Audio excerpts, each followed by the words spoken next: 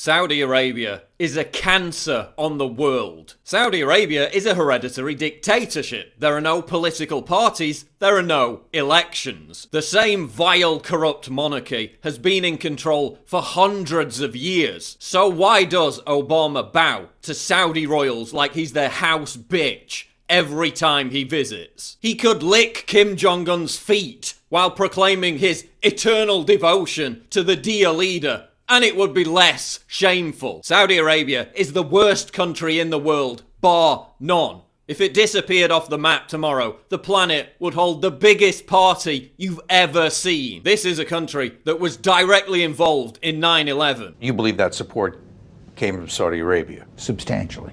And when we say the Saudis, you mean the government?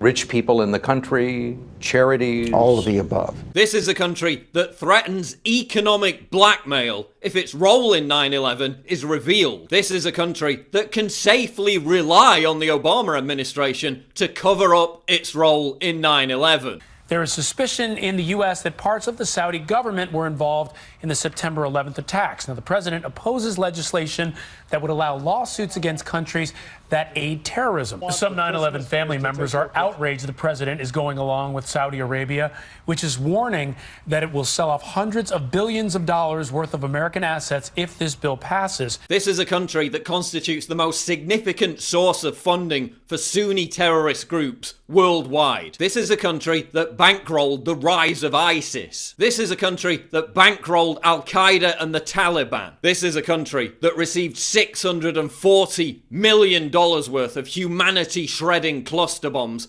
courtesy of the US, while Washington lectured the world on Bashar al-Assad using cluster bombs. This is a country whose leaders espouse the most fundamentalist form of Islam, yet who then all travel to Europe to engage in the most debauched hedonism imaginable. There are new embarrassing cables from WikiLeaks.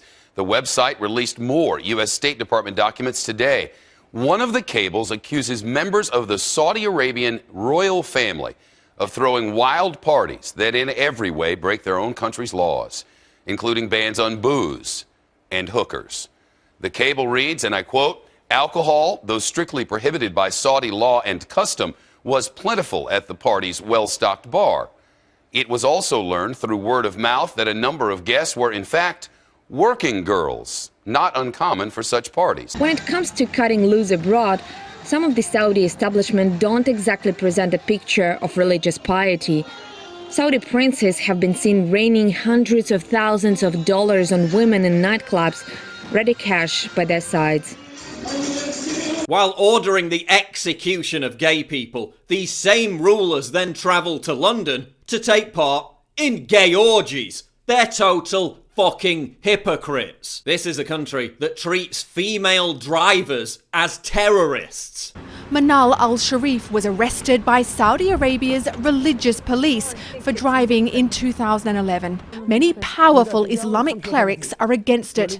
One of them recently appeared on TV and claimed that driving would harm women's ovaries. This is a country that, according to Human Rights Watch, carries out systematic discrimination against women and religious minorities. This is a country that enforces Sharia law, the most draconian, barbarous legal system that man has ever devised. According to Sharia law found in the Quran, there are three major criminal categories for which capital punishment can be imposed. The first is based on specific crimes and punishments found in the Quran called hudud and considered crimes against God. This includes adultery, converting to another religion, and homosexual behavior.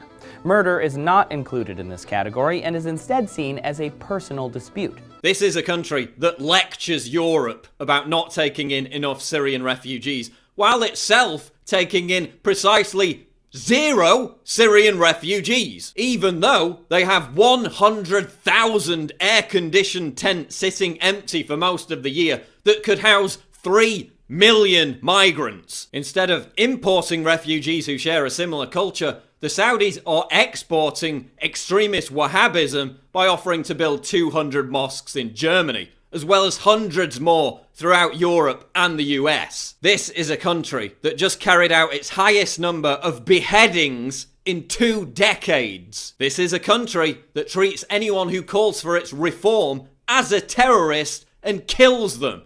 while arming and funding actual terrorists. This is a country whose security forces open fire on and massacre anti-war protesters. This is a country that helps its ally, Bahrain, another despotic hellhole, by sending in its military to brutally crush protests. Nothing good ever came out of Saudi Arabia. What did Saudi Arabia ever give to the world? The most intolerant, hateful belief system ever. The San Bernardino killers, 15 of the 19 hijackers, and Osama bin Laden. Well, gee, thanks, but no thanks. Why is the West making enemies of countries like Russia that could provide plentiful oil, while cozying up to a country that oversaw the deadliest terror attack on US soil in history simply because we're dependent on its oil? Why did the West bomb and destabilize Iraq, Libya, and Syria, 3 nations controlled by secular leaders, while handing out lucrative weapons deals to theocratic extremists? Why is the West even dignifying the existence of this horrible shithole? Never mind bowing and groveling to its totalitarian leadership. Saudi Arabia is a cancer on the world. And only when the House of Saud is overthrown will this putrid, festering, carcinogenous boil on the face of the planet be lanced for good.